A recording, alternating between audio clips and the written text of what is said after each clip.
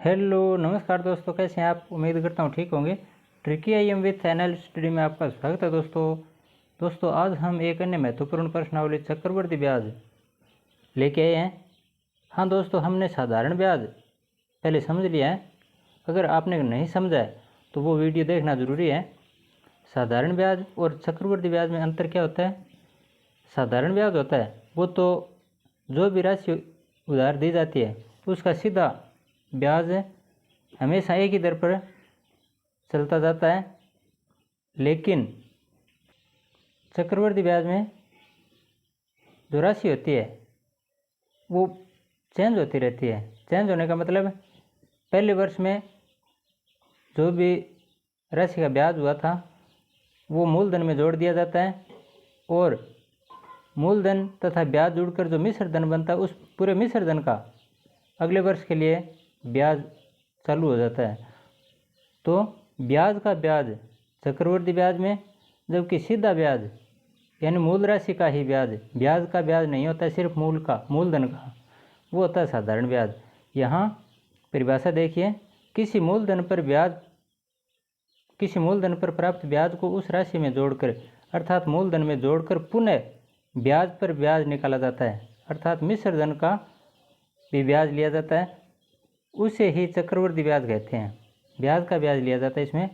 चक्रवृद्धि ब्याज में आगे देखिए, चक्रवृद्धि ब्याज में जब ब्याज की गणना प्रति 6 माह में, यानी कई बार कुछ जो उधार देने वाले होते हैं वो इस प्रकार से पेशकश कर बैठते हैं कि अगर आपको पैसे उधार लेने हैं तो मैं छठे महीने मूलधन है वो फोड़ूंगा, अर्थात ब्याज का ब्याज लगाना वो 6 महीने के प्रोसेस पर शुरू हो जाता है। 6 महीने अर्थात वर्ष में 2 बार।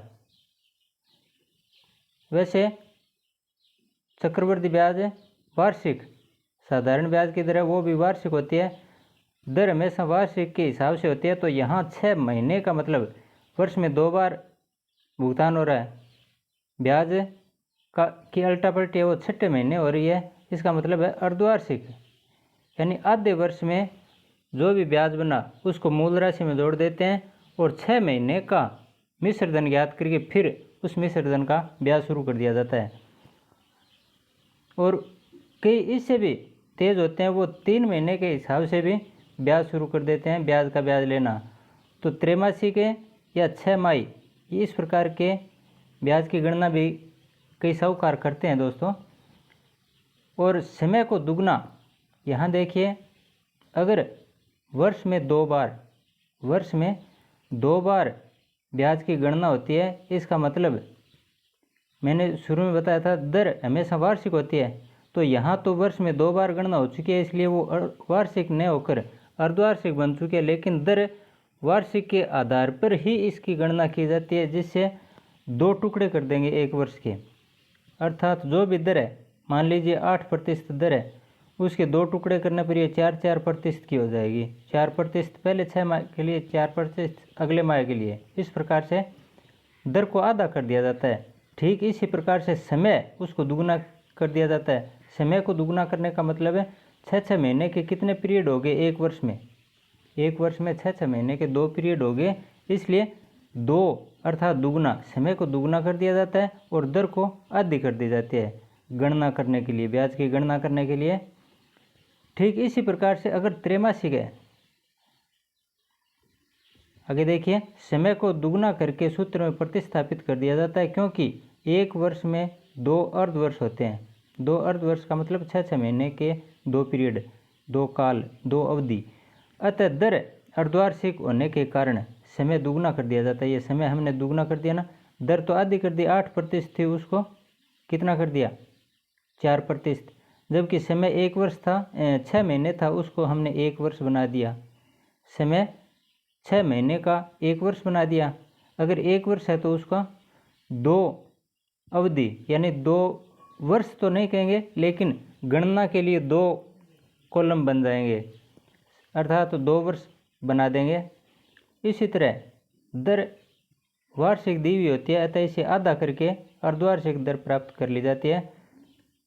इसका अर्थ है कि वर्ष में 2 बार हिसाब करके प्राप्त ब्याज को मूलधन में जोड़ा जाता है।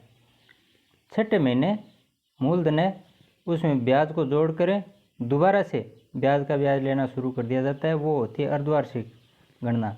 दोबारा देखिए, अगर कोई दर 10% है,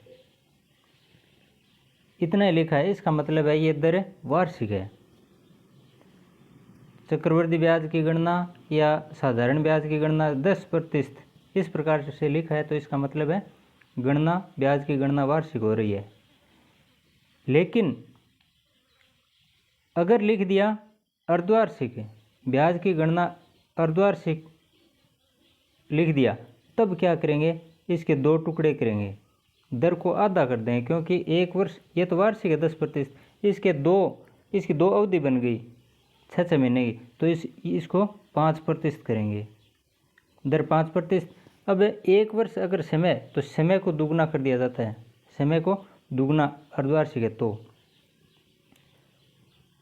और त्रैमासिक होने पर किस प्रकार से, जब ब्याज की गणना त्रैमासिक हो तो दर को चौथाई तथा समय को चौगुना करके सूत्र में प्रतिस्थापित कर दिया जाता है। इसका मतलब है अगर दर 10% है और गणना त्रैमासिक होती है, तो इसका मतलब है दर का चौथाई अर्थात 4 का भाग लगा दो दर में, बराबर 2.5%। ये तो दर हो जाती है, 2.5% हो गई। और समय क्या होता है, समय अगर 2 वर्ष है तो इसको 4 से गुणा कर दो। क्यों 4 से क्यों किया, क्योंकि त्रैमासिक का मतलब होता है 3 महीने की अवधि। एक वर्ष में 3 महीने की 4 अवधि होती हैं। जनवरी फरवरी मार्च 1 अवधि हो गई, अप्रैल मई जून 2 अवधि हो गई, जुलाई अगस्त सितंबर 3 अवधि हो गई, और अक्टूबर नवंबर दिसंबर 4 अवधि। इस प्रकार से त्रैमासिक हिसाब करने पर 4 पीरियड बनते हैं, 4 काल बनते हैं। तो यहाँ 4 से गुणा किया जाता है समय को, तो और दर में 4 का भाग लगाया जाता है। अगर अर्धवार्षिक है तो दर में 2 का भाग लगा दो और समय को 2 से गुणा कर दो। अगर त्रैमासिक है तो दर में 4 का भाग लगा दो और समय को 4 से गुणा कर दो। बस इतना ही ध्यान रखना है। यदि किसी मूलधन पर ब्याज की दर वार्षिक है तो एक वर्ष के चक्रवृद्धि ब्याज और साधारण ब्याज में कोई अंतर नहीं होता दोस्तों, आपस में बराबर होते हैं। एक वर्ष का मतलब अगर अर्धवार्षिक और त्रैमासिक नहीं लिखा है तो सीधा सा मतलब है पहले वर्ष के लिए चक्रवृद्धि ब्याज है चाहे साधारण ब्याज है, दोनों का ब्याज एक जितना ही आएगा। चलो अब इनसे संबंधित जो महत्वपूर्ण सूत्र वही हैं, कोई ज़्यादा फर्क नहीं है जो हमने साधारण ब्याज में सरल ब्याज में समझे थे। यहाँ चक्रवृद्धि ब्याज ये ज्ञात करने के लिए जो चक्रवृद्धि मिश्र धन है उसमें से मूलधन को घटा दो, ब्याज आ जाएगा। सीधा सा तरीका वही है। अगर हमें ब्याज ज्ञात करना है तो मिश्र धन में से मूलधन घटा दो, और मिश्र धन ज्ञात करना है तो मूलधन में ब्याज जोड़ दो। यही तो होता है। मान लिया मूलधन यहाँ मैं 500 रुपये लिख रहा हूँ और ब्याज है वो है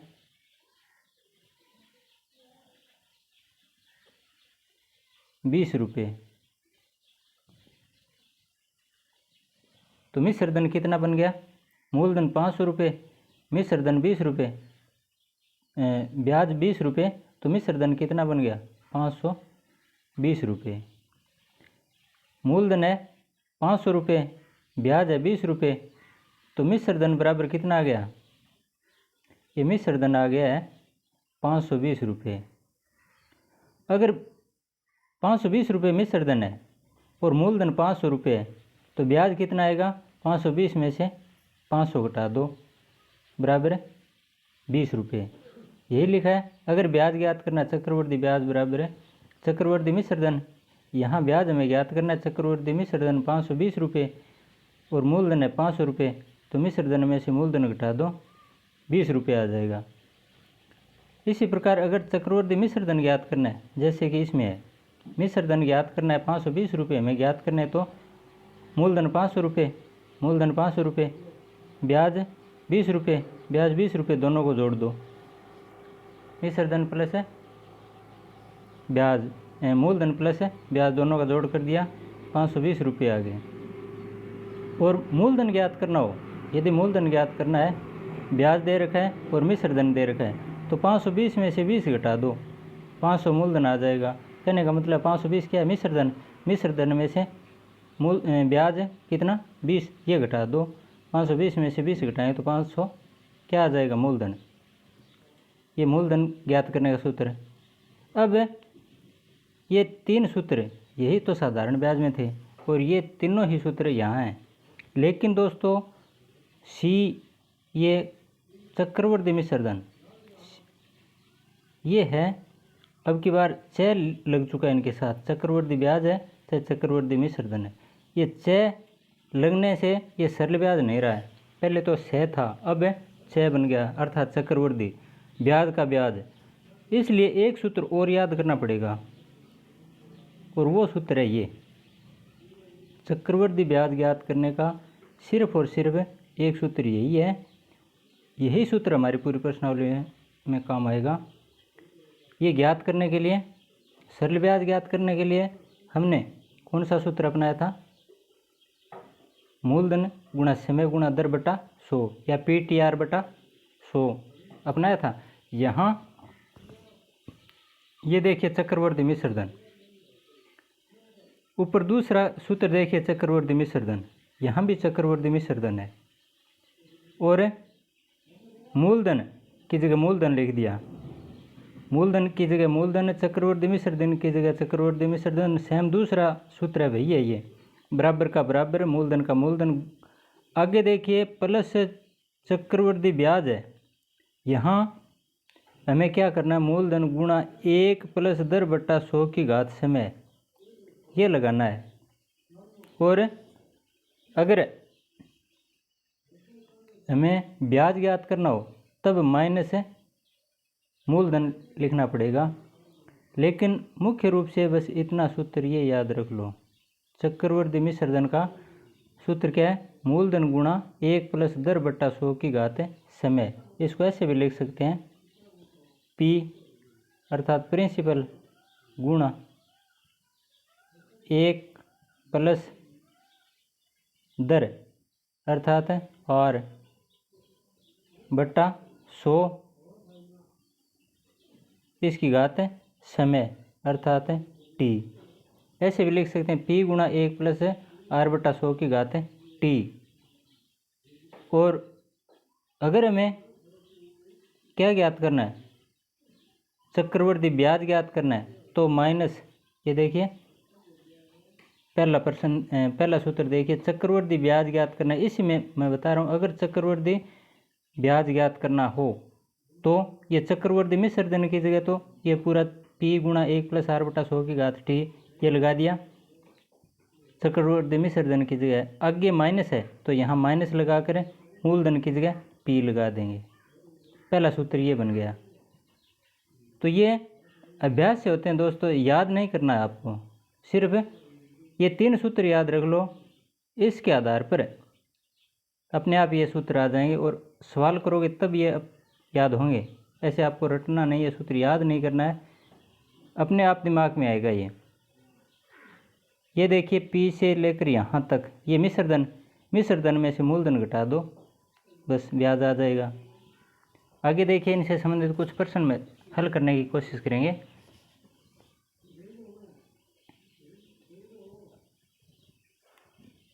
₹8,000 का 10% वार्षिक चक्रवर्ती ब्याज की दर से 3 वर्ष का मिश्र धन ज्ञात करो। अभी मिश्र धन ज्ञात करने के लिए हमने क्या क्या था, CI, एक तो होता है SI सिंपल इंटरेस्ट, एक होता है CI कंपाउंड इंटरेस्ट है। तो यहाँ चक्रवर्ती ब्याज है CI ये ज्ञात करना है हमें, कंपाउंड इंटरेस्ट। इसको ज्ञात करने के लिए मूलधन, ये देखिए चक्रवर्ती मिश्र धन है तो यहाँ मिश्र धन ज्ञात कर रहे हैं किसके माध्यम से, ये मैंने आई लिख दिया, इंटरेस्ट ब्याज नहीं है, चक्रवर्ती मिश्र धन है। अमाउंट CA बराबर है मूलधन P गुणा बीजीय मान होता है, उसमें गुणा को दशमलव से भी दर्शाया जा सकता है। P दशमलव P का मतलब होता है गुणा, लेकिन 5.5 का मतलब गुणा नहीं होता है। अगर यहाँ P की जगह 5 लिखा हुआ होता है तो 5.5 वो गुणा नहीं माना जाता, उसके बराबर 25 नहीं होते। लेकिन P का मतलब है गुणा होता है, और P बराबर आता है P²। तो यहाँ ये मिश्र धन है, चक्रवर्ती मिश्र धन है, कंपाउंड अमाउंट बराबर P गुणा 1 प्लस रेट बटा 100 की घात T समय बराबर। देखिए P का मान कितना है, P का मान 8000 गुणा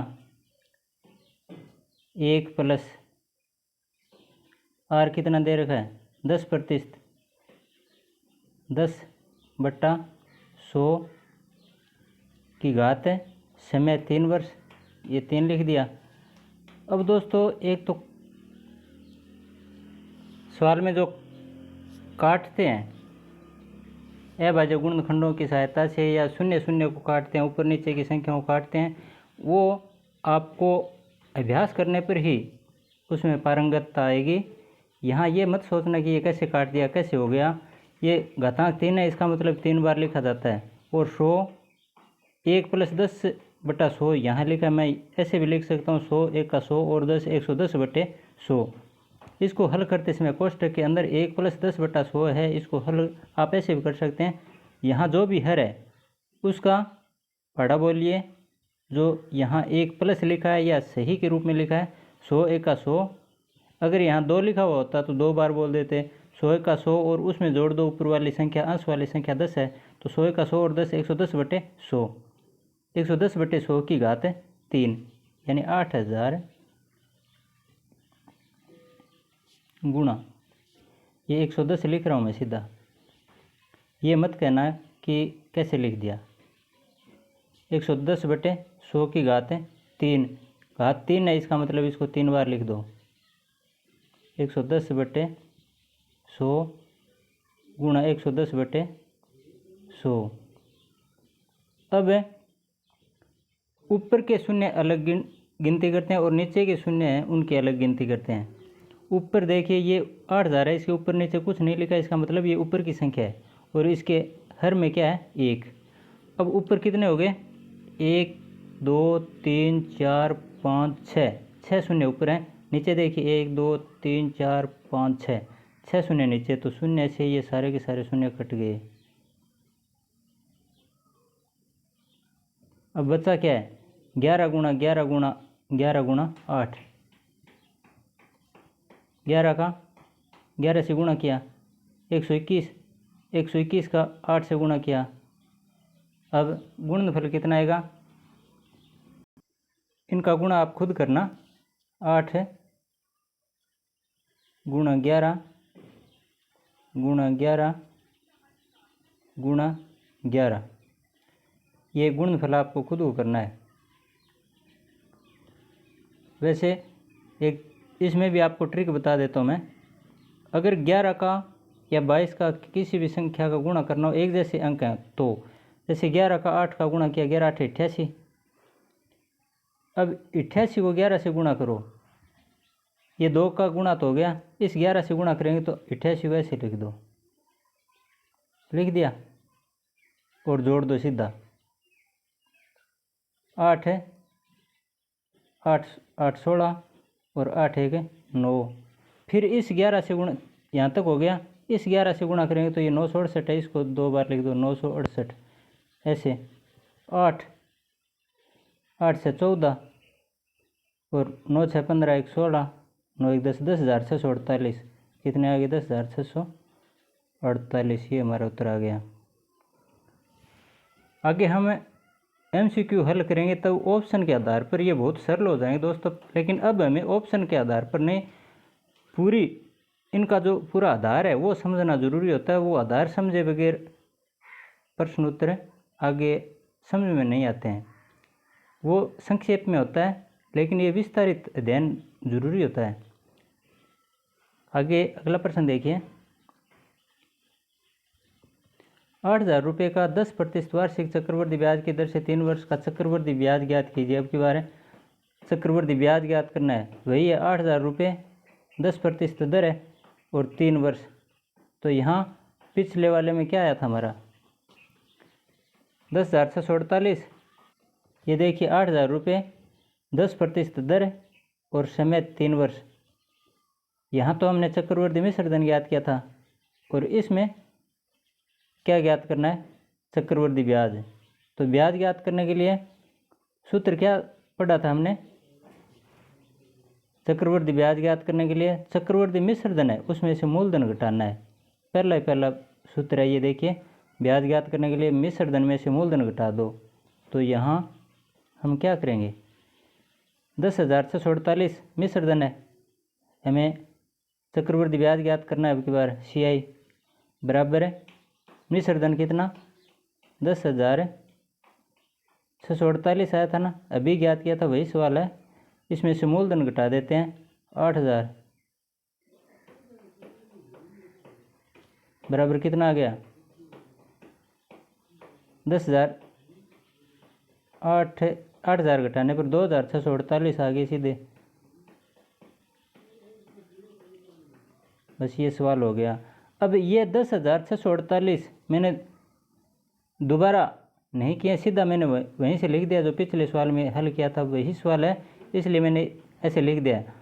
अगर कोई अन्य संख्या आती तो हमें उसी सूत्र के आधार पर यहाँ लिखना पड़ता, मूलधन गुणा 1 + दर बटा 100 की घात समय, वो सूत्र यहाँ लगाना पड़ता। लेकिन माइनस मूलधन ये तो अलग घटाना ही पड़ता अगर चक्रवृद्धि ब्याज ज्ञात करना तो।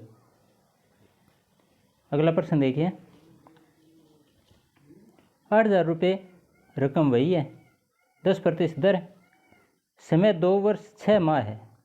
अब की बार है 2 वर्ष है और 6 माह है, 6 महीने आ चुके हैं, 2.5 वर्ष बन चुके हैं। इसको ऐसे भी लिखा हुआ आता है कई बार 2 से 1/2 वर्ष, कैसे भी लिखा हुआ आ सकता है 2 से 1/2 वर्ष या 2.5 वर्ष, 2.5 ऐसे भी लिखा हुआ मिल सकता है प्रश्न में। तो प्रश्न की भाषा वो समझना भी हमें ज़रूरी है। 8,000 रुपये का 10% वार्षिक चक्रवृद्धि ब्याज की दर से 2 वर्ष 6 माह का चक्रवृद्धि ब्याज ज्ञात करना है। तो अब की बार है चक्रवृद्धि ब्याज बराबर है मूलधन 8,000 गुणा 1 प्लस, मैं यहाँ सीधा लिख रहा हूँ, अब आपके समझ में आ गया होगा शायद ये कैसे। जैसे ये 10% दर है तो ये 10% दर को मैंने 100 का 100 और 10 110/100 लिख दिया। कैसे आया, ये पिछले उदाहरण में मैंने आपको बताया था। इसकी घात 2 है तो यहाँ 110/100, यहाँ 3 भी नहीं है 2 भी नहीं है, 2.5 यानी 6 महीने की अवधि और बच गई। तो उसके लिए क्या होगा, अर्धवार्षिक मैंने शुरू में आपको बताया था, समय को क्या किया जाता है दुगना और दर को आधा। तो दर यहाँ जो ये 6 महीने का पीरियड बच चुका है 1/2 ये बच चुका है, इसको हल करने के लिए समय को दुगना करेंगे, यानी 6 महीने की जगह 1 वर्ष बनाना है। तो यहाँ एक पूरा खाना आएगा तब 1 वर्ष बन गया, और दर है उसको आधा किया जाएगा। अगर दर 10% है तो 5 हो जाएगी, 100 का 100 और 5 है 105/100। ये देखिए मैंने यहाँ 2 लिख दिया दोस्तों, ये 2 नहीं है 100 है, माफ़ी चाहूँगा। 110/100 गुणा 110/100 गुणा 105/100 ये लिख दिया। अब है चक्रवृद्धि ब्याज, ये मिश्रधन तो यहाँ तक होता, लेकिन चक्रवृद्धि ब्याज है तो इसको हल करने के बाद हमें घटाना पड़ेगा क्या, मूलधन। मूलधन कितना, 8,000 रुपये, ये घटाने पड़ेंगे बाद में। अब इनका हल करते हैं। बराबर 3 जीरो से 2 1 3, ये जीरो कट गए, फिर 1 2 जीरो और बच गए, तो 1 जीरो तो ये आ गया, 1 जीरो ये आ गया, और कटते हैं तो काट दो, वरना 105 ये कटते हैं वैसे तो, 5 दूआ 10 और 21 पांजे 105 कट गए। 2 का भाग 8 में 4 बार जाता है, 11 चौके 44 गुणा इसका और इसका गुणा हो गया 11 गुणा 21,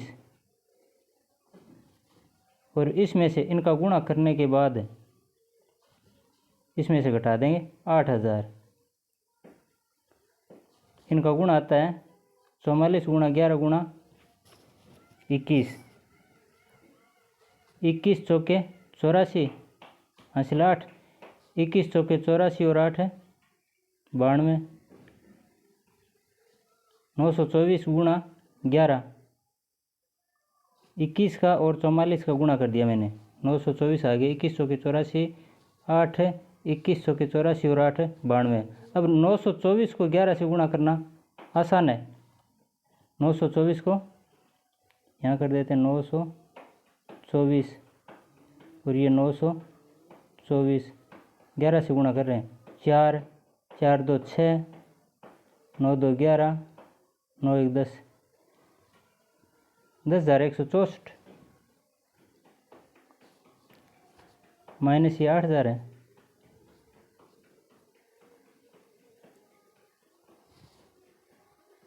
10,164 माइनस 8,000। ये कई बार हो सकता है जोड़ घटाव गुणा भाग करते समय कोई मिस प्रिंट भी हो जाती है, तो दोबारा आप चेक कर लिया करो दोस्तों। 10,164 में से 8,000 घटाने पर ये 2,164 रुपये, ये क्या आ गया, चक्रवर्ती ब्याज आ गया। चलो अगला प्रश्न करते हैं। 10,000 रुपये का 10% वार्षिक चक्रवर्ती ब्याज की दर से 2 वर्ष 3 माह का चक्रवर्ती ब्याज ज्ञात कीजिए। अब की बार 3 महीना, 3 माह का मतलब त्रैमासिक हो चुका है ये, जबकि ब्याज की गणना वार्षिक है। यहाँ न तो त्रैमासिक लिखा है, न अर्धवार्षिक लिखा है, और न ही वार्षिक लिखा है ब्याज की गणना के बारे में, तो ये वार्षिक ही माना जाएगा दोस्तों। हमें ज्ञात करना है ब्याज, तो CI बराबर है मूलधन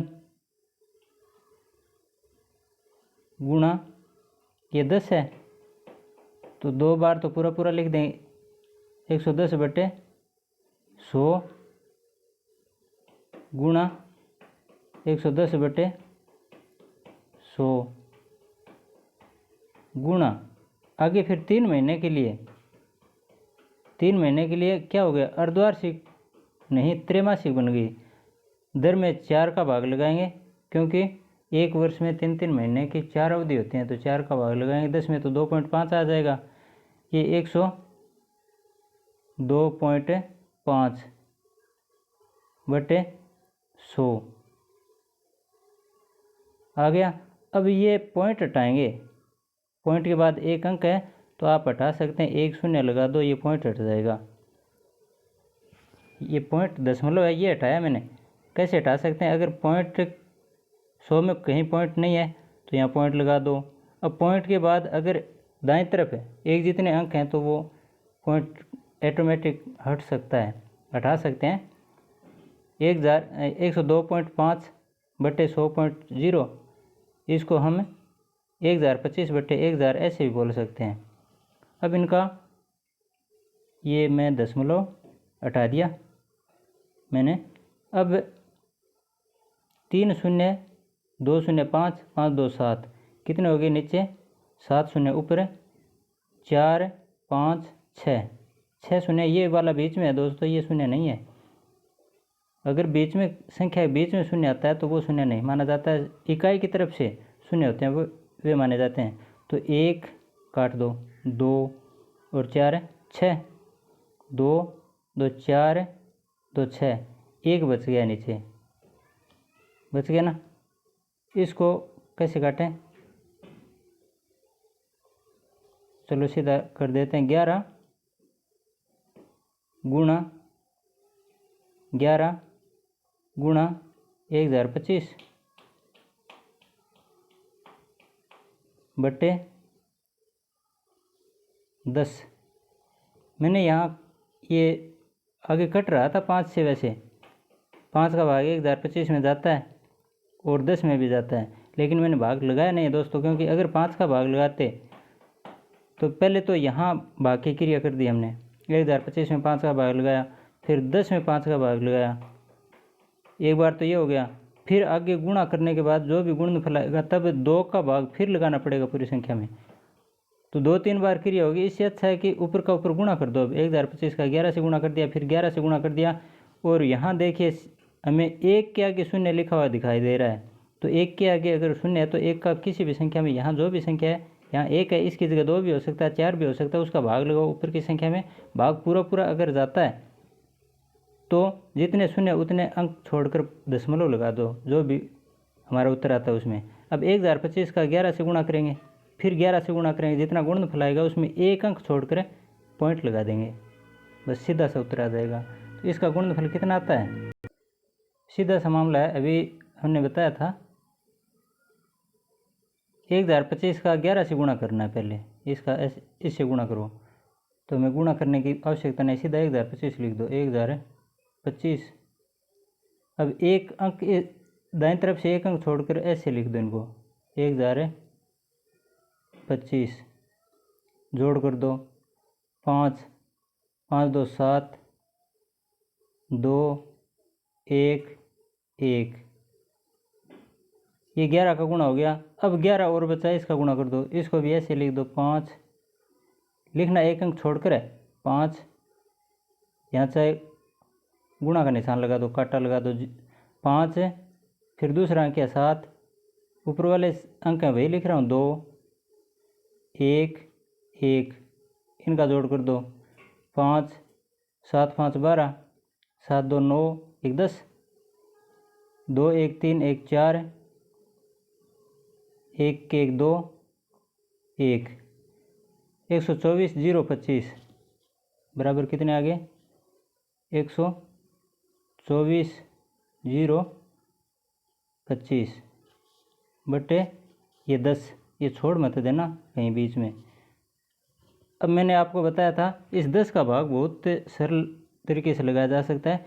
एक अंक छोड़कर, एक शून्य तो एक अंक छोड़कर दशमलव लगा दो दाएं तरफ से, ये 124 0 2, अब एक अंक बचा है तो ये दशमलव लगा दिया, और ये 5, अर्थात ये शून्य लगा सकते हैं पॉइंट के बाद, चाहे कितने शून्य लगा दो उससे कोई फर्क नहीं पड़ता। तो ये 50 पैसे बनाने के लिए 12,402 रुपये 50 पैसे हो गई है,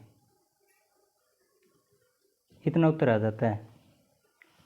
ये क्या आया है, उत्तर नहीं आया दोस्तों, ये क्या आया, मिश्र धन आया है। क्या ये मिश्र धन, जबकि हमें चक्रवर्ती ब्याज ज्ञात करना है ना। तो ये देखिए यहाँ मैंने ये लाइन खींची है, इससे यहाँ तक ये तो मिश्र धन है।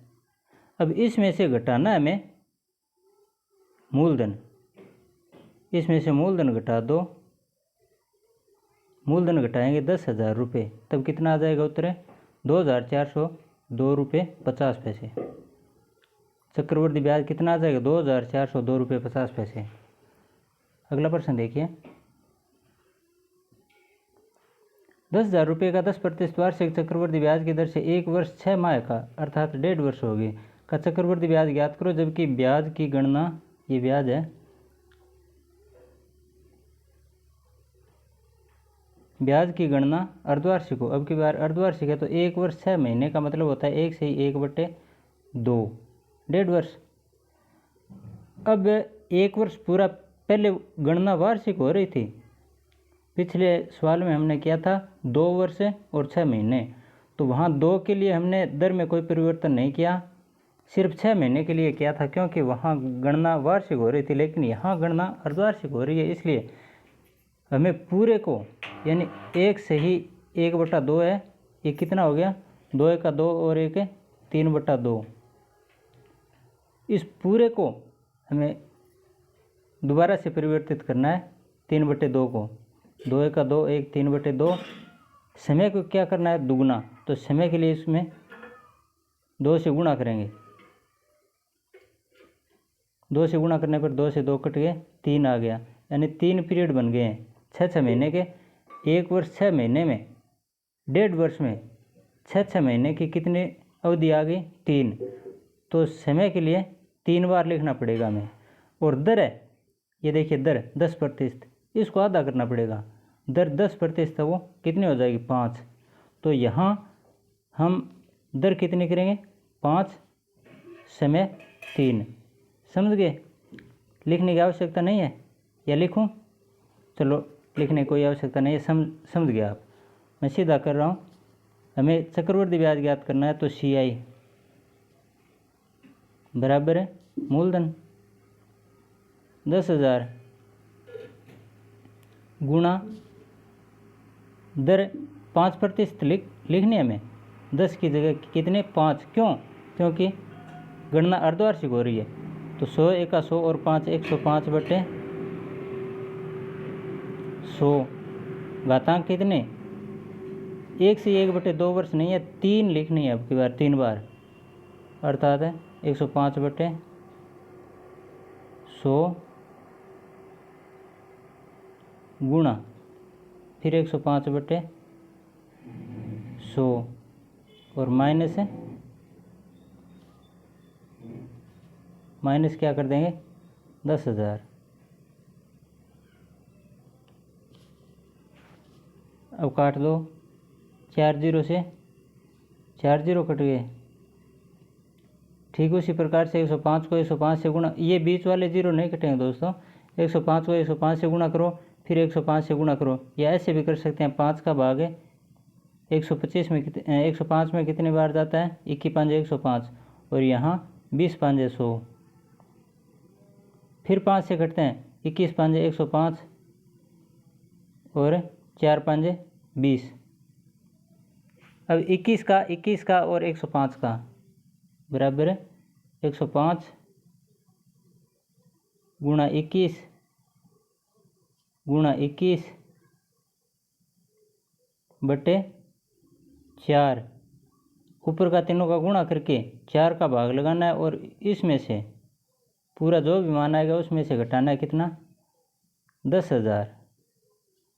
ये दोस्तों आपके लिए होमवर्क है, ये बताना आप कितना आएगा उत्तर। अगला प्रश्न देखिए, 125,000 अर्थात 1,25,000 रुपये का 8% वार्षिक चक्रवर्ती ब्याज की दर से 9 माह का चक्रवर्ती ब्याज ज्ञात करो, जबकि ब्याज की गणना त्रैमासिक है अब की बार। तो त्रैमासिक का मतलब 1 वर्ष में 4 बार। दर कितनी हो जाएगी, दर में 4 का भाग लगाना है बराबर 2%। ये तो दर आ गई। समय क्या आ गया, समय सीधा महीने में लिख रखा है, तो समय 3 महीने के 1 वर्ष में 4 पीरियड बनाने होते हैं। अगर महीने की जगह अगर वर्ष लिखा होता, 9 माह की जगह अगर 9 वर्ष लिखा होता, तब तो 4 का गुणा करते, क्योंकि 1 वर्ष में 4 पीरियड होते हैं 3 महीने के। लेकिन यहाँ महीना लिखा है, तो 3 महीने के 3 पीरियड बन गए। यहाँ 9 माह का मतलब है 3 अवधि। कितनी अवधि 3 अवधि, 3 महीने की 3 अवधि आ गई। तो यहाँ 9 माह के लिए 3 लिखना है हमें। समझ गए क्यों? क्योंकि 3 महीने प्लस 3 महीने प्लस 3 महीने बराबर 9 महीने, ऐसे बना है। तो 3 महीने की अवधि त्रैमासिक, 9 महीने में 3 त्रैमासिक होते हैं, जबकि 1 वर्ष में 4 त्रैमासिक होते हैं।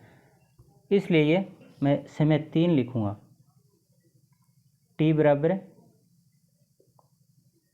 3 त्रैमासिक हैं ये। अब हल कर दो, चक्रवर्ती ब्याज ज्ञात करें। CI बराबर 1,25,000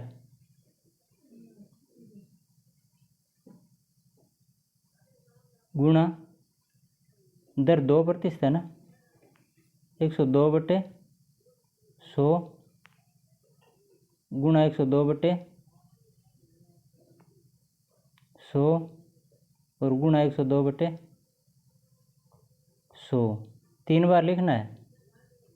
और इसमें से घटा दें क्या, 1,25,000 बराबर 3 जीरो से 3 जीरो कट गए, 25 से कटते हैं 25, 5 125 और 25 चौके 100, फिर कटते हैं 5 से, 5 दूआ 10, ये कटते हैं 51 दूआ 102, फिर ये कटते हैं 2 दूआ 4 और 51 दूआ 102, फिर ये 2 से कटते हैं 51 दूआ 102, क्या बचा 51 गुणा 51 गुणा 51, 51 गुणा 51 गुणा 51 माइनस 1,25,000,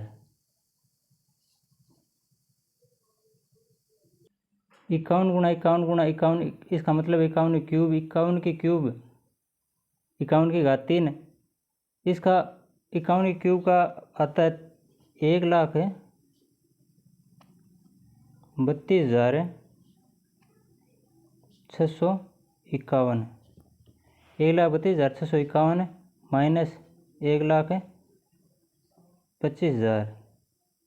वैसे आप खुद गुणा करके देख लेना, अभ्यास करना ठीक होता है, कई बार मेरे से गलत भी हो सकता है ये। अब इसमें से घटा दो 1,32,651 में से 1,25,000 घटाने पर 7,651 इतने बचते हैं। ये आ गया चक्रवृद्धि ब्याज CI। अगला प्रश्न देखिए, यदि किसी धन का, ये थोड़ा समझना जरूरी है दोस्तों, यदि किसी धन का 2 लगातार वर्षों का मिश्र धन, 2 लगातार हैं, बीच में गैप नहीं है, जैसे 2 वर्ष 3 वर्ष लगातार आगे, 3 वर्ष 4 वर्ष लगातार आगे, 7-8 वर्ष वो भी लगातार हैं, तो 14-15 वर्ष वो भी लगातार हैं, यानी लगातार वर्ष होने चाहिए, तब की बात है, तब ये नियम लागू होगा। हो तो ब्याज की दर ज्ञात करने के लिए क्या करेंगे, दर बराबर है 100 गुणा दोनों मिश्र धनों का अंतर है बटे प्रथम मिश्र धन। ये किस प्रकार से होता है, ये सूत्र यहाँ इस प्रश्न में देखिए, कोई धनराशि पता नहीं कितनी है वो, लेकिन चक्रवृद्धि ब्याज की दर पर है। ये गणना तो पता है कि चक्रवृद्धि ब्याज की दर से वो धनराशि दी जाती है उधार है, और 3 वर्ष में 800 रुपये, 4 वर्ष में 840 रुपये, ये लिखा है। 3 वर्ष 4 वर्ष लगातार होना चाहिए, समय है यानी वर्ष है वो लगातार होने चाहिए, तब ये सूत्र लागू होगा। अब इस सूत्र के अनुसार क्या है, रुपये हो जाती है तो ब्याज की वार्षिक दर ज्ञात कीजिए। दर ज्ञात करना है हमें, रेट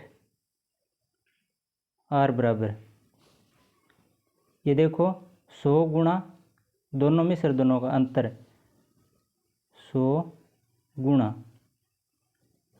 दोनों मिश्र धन कौन कौन से, एक तो 840 है, एक 800 है। पहला मिश्र धन कितना है 800 और दूसरा 840, दोनों का अंतर कितना है 40 रुपये का।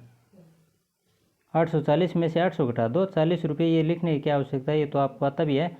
840 में से 800 घटाए 40 बट्टे, ये देखिए 100 गुणा दोनों मिश्र धनों का अंतर, ये मिश्र धनों का अंतर इस प्रकार से है, बट्टे यहाँ लिखा ना बट्टा प्रथम मिश्र धन। अब इन दोनों में प्रथम मिश्र धन कौन सा है, जो कम है वही पहला मिश्र धन होता है, 3 वर्ष वाला 800। एक तो होता है ज़्यादा, एक होता है कम, तो जो कम होता है उसकी बात कर रहे हैं, वो पहला मिश्र धन होता है। प्रथम मिश्र धन 800, आगे कटते हैं तो काट दो, 2 शून्य से 2 शून्य कट गए, 8 पंजे 40, कितनी आ गई इधर 5%, यही हमारा उत्तर होगा। अगला प्रश्न देखिए,